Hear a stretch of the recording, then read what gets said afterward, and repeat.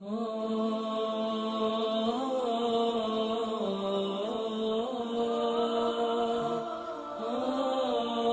حق کا نام ہے، تیرے دل میں ہے علی؟ ہاں، کوئی حق تو نہیں دبایا، کسی یتیم کا مال تو نہیں کھایا، کسی کے پیسے تو نہیں دینے تجھ کو؟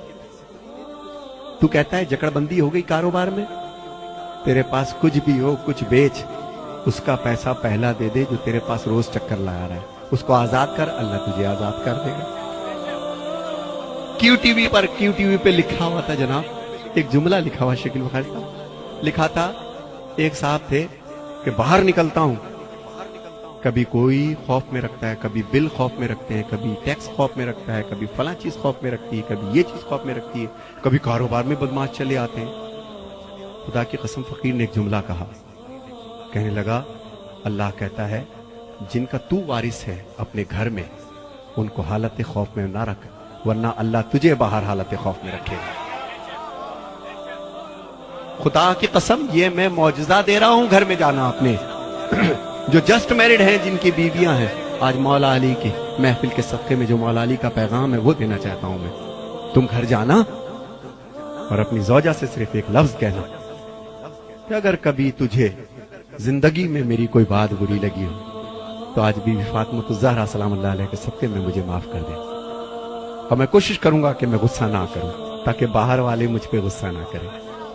کل کا سورج نکلے اس سید کی زبان یاد رکھنا، دنیا مہربان ہو جائے گی حق پر، خوف ہٹ جائیں گے دل سے۔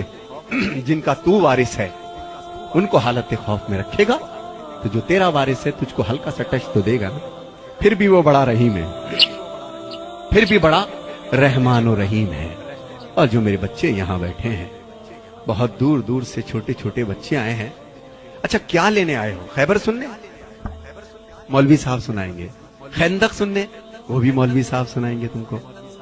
میں تو بیٹا یہ بتا رہا ہوں کہ تمہارے باپ کے بال اب سفید ہونا شروع ہو گئے، چشمہ لگ گیا ہے بیٹا، تمہارا اسکول نہ جانا ان کے کلیجے کو کاٹ دیتا ہے، تمہارا کاروبار میں دلچسپی نہ لینا جو اتنی تنکا تنکا کر کے تمہارے باپ نے ایک سواری بنائی ہے، تم دیکھتے نہیں ہو کہ گھنٹوں یہ اکیلا بیٹھا کیا سوچتا رہتا؟ تم سمجھتے ہو ٹی وی دیکھ رہا ہے، خدا کی قسم ٹی وی نہیں دیکھ رہا ہوتا، یہ یہی سوچ رہا ہوتا ہے کہ پتہ نہیں ہم میرے یہ 3 بیٹے ہیں 2 بیٹے ہیں، اللہ میرے کاروبار کو سنبھال لے، میری عزت کو سنبھال لے۔ تو میرے بچوں جہاں جہاں مولا علی کہ اس میں تم لوگ آئے ہو، وفادار ہو جاؤ اپنے ماں باپ کے، اس سے پہلے کہ وقت تمہارا گزر جائے، اس سے پہلے کہ تمہاری اولاد ہو جائے۔ ہائے ہائے ہائے، مزہ تو اس مجلس حسین مولوی صاحب، مزہ تو مجلس حسین کا جب ہے، فقیر کہتا ہے کہ مجلس ختم ہو 250 بچے اپنے باپ کی جوتیاں لے کے کھڑے ہو۔ یہ ہے درس، 10 مجلسوں کا وہ مزہ نہیں، وہ اثر نہیں، صرف مجلس ختم ہو۔ میں نے اپنی آنکھ سے دیکھا، میرا باپ دنیا سے چلا گیا، جب دنیا سے چلا گیا تو میری ماں نے جائیداد رکھی، آؤ اپنے باپ کی جائیداد بیٹو، بین الاقوامی شہرت یافتہ ہو، دنیا میں تمہیں سب جانتے ہیں ندیم سرور، آؤ اپنے باپ کی جائیداد بانٹ لو۔ ہم 6 بہن بھائی بیٹھ گئے۔ میرے باپ کی جائیداد کیا تھی پتہ ہے؟ 6 جوڑے پوری زندگی کے، ایک ٹین کا بکس، غریب نہیں تھا حالانکہ، 2 ایک جوتا، ایک چپل، ایک چشمہ، 7-8 انگوٹھیاں، ایک ٹوپی، ایک جانماز، یہ جائیداد تھی ندیم سرور کے باپ کی۔ مگر اسی ندیم سرور کے باپ کو ایک دفعہ میں نے دیکھا، بتاتے کسی کو نہیں تھے کہ میں باپ ہوں ندیم سرور کا، اتنے سادہ تھے، رش میں کچل گئے، چشمہ وہ جا کے پڑا، کسی نے پیچھے سے اٹھا رہے تھے، کسی نے دھکا دیا، پیشانی زخمی ہو گئی، میں تڑپ گیا، خدا کے قسم تڑپ کے گیا ابا۔ میں نے کہا ابو یہ کیا ہو گیا؟ ارے نہیں میرا بچہ، ہائے ہائے، جس نے مجھے چلنا سکھایا، جس نے مجھے بولنا سکھایا، جس نے میری ناپاکی کو برداشت کیا، 10 بار میرے سوال کے جواب کو دیا، یہی تمہارے باپ جو بیٹھے ہیں، انہوں نے تمہیں چلنا سکھایا میرے بچوں، انہوں نے تمہیں بولنا سکھایا۔ ماں کے اور باپ کے اب بدن میں وہ طاقت نہیں رہی، شادی ہو گئی تمہاری، اپنے کمرے میں جانے سے پہلے کم سے کم اگر تمہارے پاس وقت ہے تو 1 گھنٹہ اپنے ماں باپ کے پاس بیٹھو، یہ تمہارا انتظار کرتے ہیں، تم کچھ بھی کر لو یہ تمہارے لیے دعا کریں گے، دعا کریں گے۔ شادی ہو گئی، تم گھر میں آئے سیدھے اپنے کمرے میں، تمہیں نئی زندگی مل گئی، مگر وہ آنکھیں، ہائے ہائے، وہ آنکھیں کہ اوڑھتی ہے خود تو بوسیدہ لباسوں کے کفن اور چاہتوں کے پیرہن تم کو پہناتی ہے ماں، ہائے ہائے ہائے ہائے، پہلے بچے کو کھلاتی ہے بڑے ہی شوق سے، بعد میں جو کچھ بچے وہ شوق سے کھاتی ہے ماں. اور پیار کہتے ہیں کسے اور مامتا کیا چیز ہے؟ کوئی ان بچوں سے پوچھے جن کی مر جاتی ہے ماں. خدا تمہارے ماں باپ کو قائم رکھے. میرے بچوں، چاہتے ہو تمہیں علی مل جائے؟ چاہتے ہو تمہیں حسین مل جائے؟ وہ بی بی سرکار حسین کی ماں ہے. کس کو چلا ہے من تو منانے؟ ہے تیرے پاس اتنا بڑا کردار کہ تو حسین کی ماں کو منا لے؟ اس کی جو کنیز تیرے گھر میں ہے نا، تیری ماں، پہلے اس کو منا. پہلے اس کو راضی کر، پھر تیری بی بی راضی ہوگی. خدا کی قسم اس علی کو منانے چلا ہے. ہائے ہائے، یہ غلام جو علی کا، جس نے تجھے چلنا بولنا سکھایا، پہلے اس کو سکھا. تو میرے بچوں، یہ مت سمجھنا تم جتنے یہاں بیٹھے ہو کہ تم چل رہے ہو پھر رہے ہو، تمہارے باپ بے وقوف ہے. نہیں، زندگی گزاری، سب جانتے ہیں کہ تمہارے تیز قدم کس چیز کی نشاندہی ہے.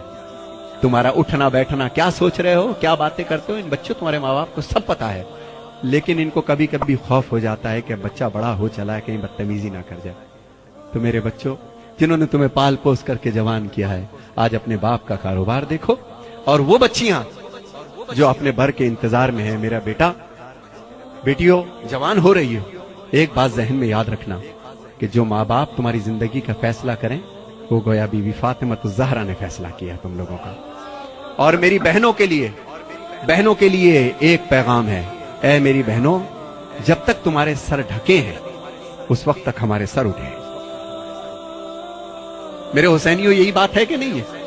جب تک ہماری بہنوں کے سر ڈھکے ہیں، جب تک تمہارے کردار سلامت ہیں، جب تک تمہارے، بے شک تم کالج جاؤ، یونیورسٹی جاؤ، جو چاہے کام کرو، کردار کے ساتھ لگے کہ علی والی ہو. جب چلو تو لگے کہ کسی علی والے کی بہن ہو، کسی کی بیوی ہو، کسی کی ماں ہو، کسی کی زوجہ ہو. یہی میرا ایک پیغام ہے آج کے مولا علی کا. مولا علی کا غم کیا ہے میں اس کو بھی پیش کروں گا.